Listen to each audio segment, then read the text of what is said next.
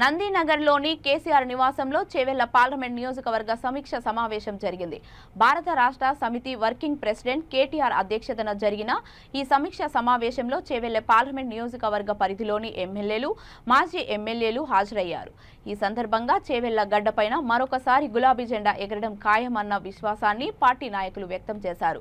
Party అభ్యర్థి కాసాని జ్ఞానేశ్వర్ అభ్యర్థిత్వానికి చేవెళ్ల ప్రజల నుంచి సానుకూల స్పందన లభించడంతో పాటు అన్ని వర్గాల నుంచి మద్దతు పెద్ద ఎత్తున వస్తుందని తెలిపారు.